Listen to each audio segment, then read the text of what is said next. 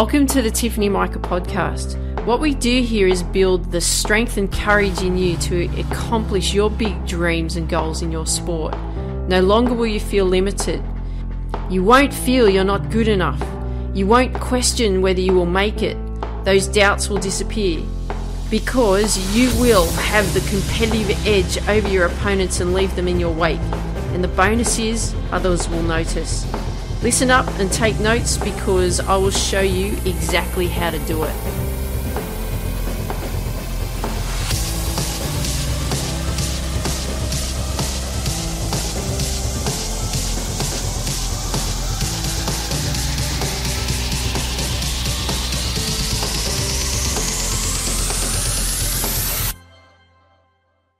Hey there, this is Tiff from the Tiffany Mika podcast and welcome to this week's Lessons Learned. As you know, what we do each week is we uncover lessons learned, whether it's been lessons learned that I've learned along the way that I want to share with you, or lessons that I've picked up from other clients, or things that have actually gone on throughout the week that I've noticed that I think that's really important that we need to be aware of.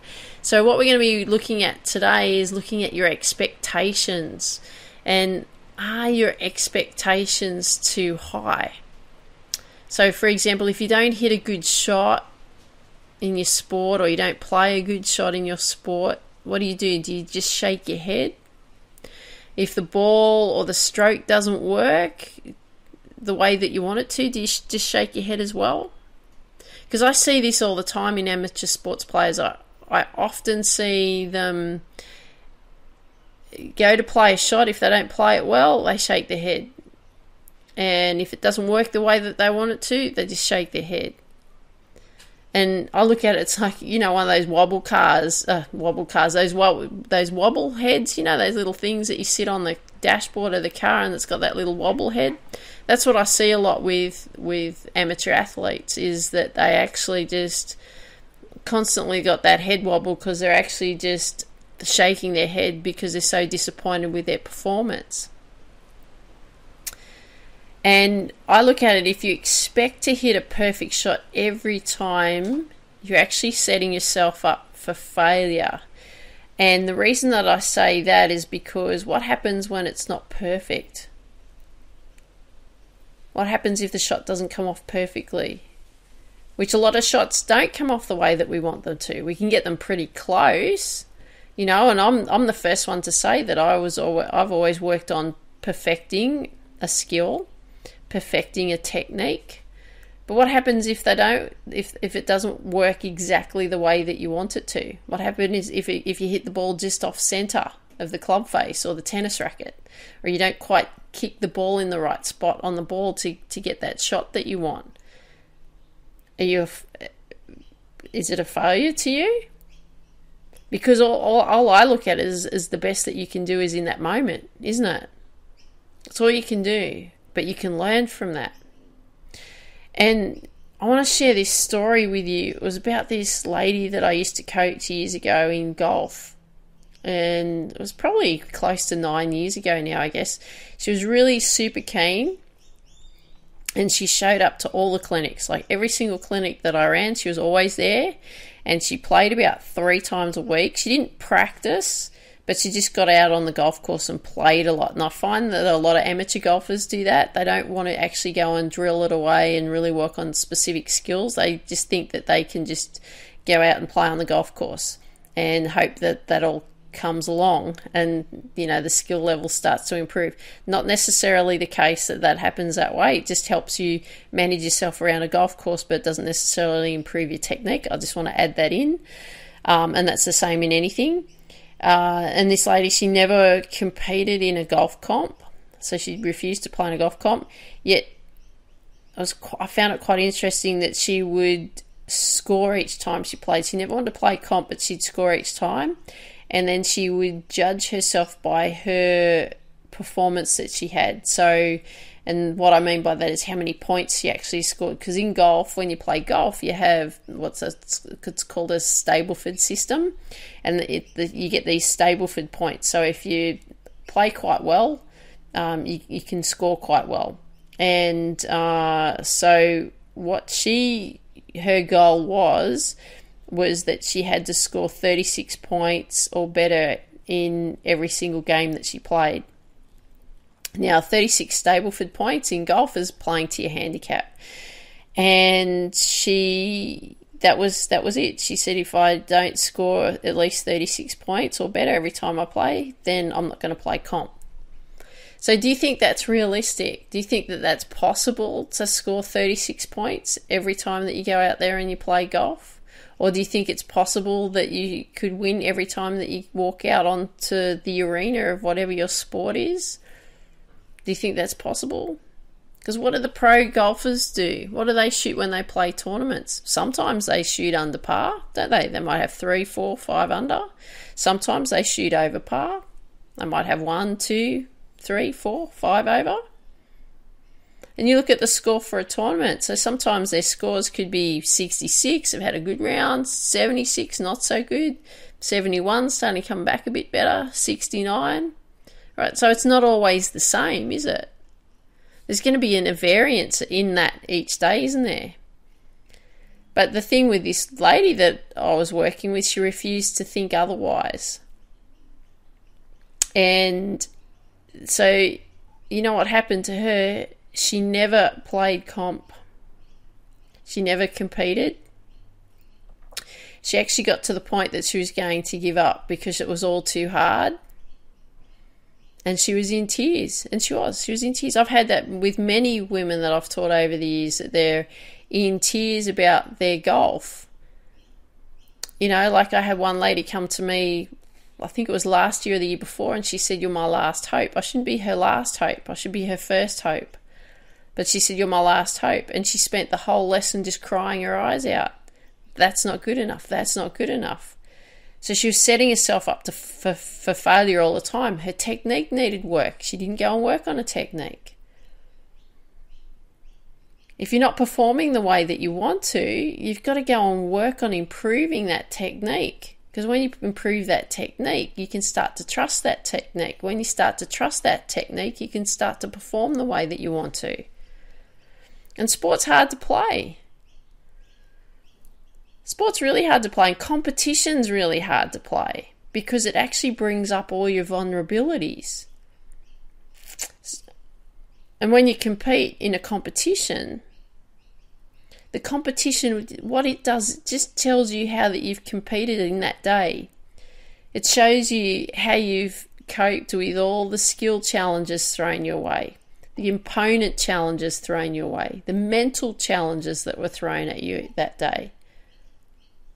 And if you don't know how to cope with these challenges thrown at you, this is where you crumble. And this is what I see so much of, is people crumble because they don't know how to cope with the challenges that they've been thrown at because they haven't done the work prior to that leading up to them actually competing.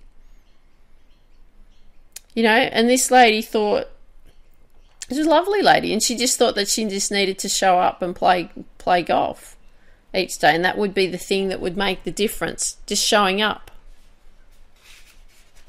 She thought that was the answer. And she thought that by her scoring each time, that was to see, you know, that was going to show her whether she's improved or not, because everything was dictated by the score. And at times, you know, sometimes there is improvement. Sometimes we plateau, and what happens when we plateau? We think we're getting worse. So when things aren't working or you're not playing as good as you want to, what happens then? You're disappointed. And then you become highly critical of yourself. So we don't want that. We don't want you to be disappointed and highly critical. Disappointments are going to happen for sure. But it's all about learning the lessons, isn't it? That's what these lessons learned are all about. Is that if you are disappointed, if you are constantly criticizing yourself, we need to change that. So then the question becomes is like, okay, Tiff, thanks for that information, but how can I change my high expectations? And I'm not saying to you, okay, what you've got to do is you've got to lower your standards. No. You've still got to have high expectations. You've still got to have high standards. Because I always believe that you should be shooting way beyond the moon to accomplish your big dreams and your goals. But the key here is how we manage our expectations. This is really the most important thing. So what can we do to manage our expectations? Now, you've probably heard me talk about in the previous episode for this week about the process goals. Whether you should be focusing on process goals or goal achievement. Process goals will be the answer. But what you want to do is you want to track. And I've laid it out for you in the previous few episodes about that, about tracking. So here's some things that you can focus on. Some really, really simple things that will help you. So this is what I want you to do, is focus on two things. One, work on what you can control. And two, work on process goals. So things that what you could control is your warm-up routine, your warm-down routine, how you control your emotions, your performance level. You could track how you perform, how you compete.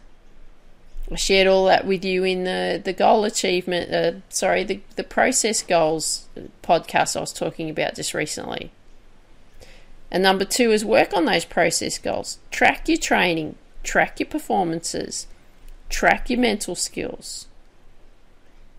Look back at the data. What is the data coming up and saying to you? Then you go and work on it. So we all have high expectations. But if you're just being incredibly critical of yourself and you keep telling yourself that that's just not good enough, and you have that, that wobble head on the dashboard of the car and you're shaking your head all the time saying, no, that's not good enough, no, that's not good enough, you suck, you're bad, you're this, you're that, how is that going to help you? It's not going to help you at all. But it's how you manage yourself through that. And the key here for you is actually tracking. I've spoken about it before. Work on what you can control and work on your process goals. And if you're not sure what I'm talking about with regards to process goals, go back and listen to an episode where I talked about process goals and goal achievement, which was better, and how to do it. So I hope you enjoyed this week's Lessons Learned. I'd love it if you could share with me what you like best about what you heard today. And if you've got friends that you know would benefit from these episodes, I'd love it too if you could share these episodes with your friends. And you know what? Just get out there and have a go. Doesn't matter if you make mistakes. That's what learning's all about. So I want you to dream big, believe in you, go after your dreams. Have an absolutely awesome day. Take care. Talk soon. Thanks for listening to today's episode. If you haven't yet downloaded the #1 deadly mistake athletes make sure you go to tiffany-mika.com and download the #1 deadly mistake athletes make. Share with me what you like best about what you heard in the comments section wherever you hear this episode. Share with your friends that you know that would benefit from these episodes, and please leave a 5-star review wherever you hear these episodes. I would really appreciate it.